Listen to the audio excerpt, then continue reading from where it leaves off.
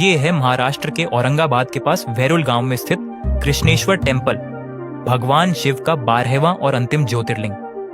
देखने में ये एक साधारण प्राचीन मंदिर लगता है, लेकिन अगर इसकी आर्किटेक्चर और इंजीनियरिंग को समझो तो ये मेडिवल स्ट्रक्चरल साइंस का एक शानदार एग्जाम्पल है। सबसे पहले इसकी हिस्ट्री को समझो।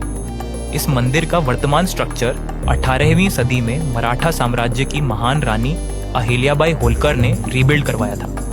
वही रानी जिन्होंने काशी विश्वनाथ और कई अन्य मंदिरों का भी रेस्टोरेशन कराया था।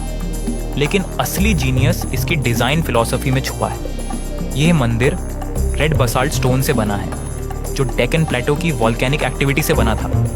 यह स्टोन वेदर रेजिस्टेंट होता है और टेम्परेचर चेंज से जल्दी क्रैक नहीं होता। यही वजह है कि इतने सालों बाद भी मंदिर की कार्विंग साफ दिखाई देती है।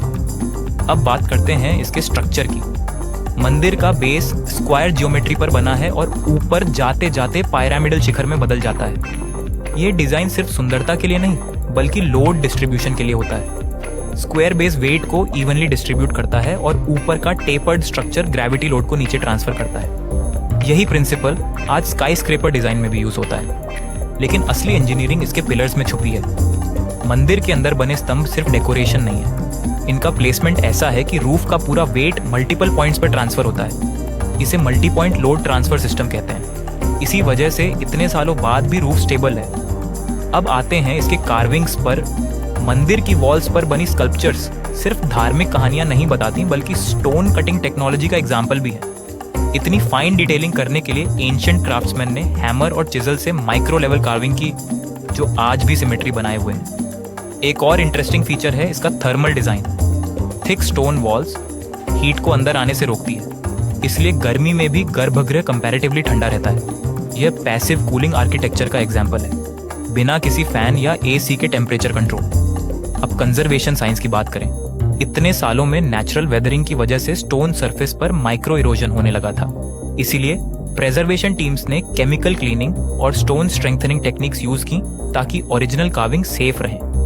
और शायद सबसे इंटरेस्टिंग बात, यह मंदिर एलोरा केव्स से सिर्फ 1 किलोमीटर दूर है। यानी यह पूरा एरिया एंशिएंट इंडिया का इंजीनियरिंग हब था, जहां रॉक कट केव्स और स्ट्रक्चरल टेम्पल्स दोनों बनाए गए। अगर ध्यान से देखो तो कृष्णेश्वर ज्योतिर्लिंगा सिर्फ एक मंदिर नहीं, बल्कि मटेरियल साइंस, स्ट्रक्चरल इंजीनियरिंग और एंशिएंट क्राफ्ट्समैनशिप का लिविंग एग्जाम्पल है, जहां फेथ और साइंस मिलकर यह बताते हैं कि हमारे एंसेस्टर्स सिर्फ पूजा के स्थान नहीं बनाते थे, वे ऐसी स्ट्रक्चर्स बनाते थे जो सेंचुरीज तक सर्वाइव करें।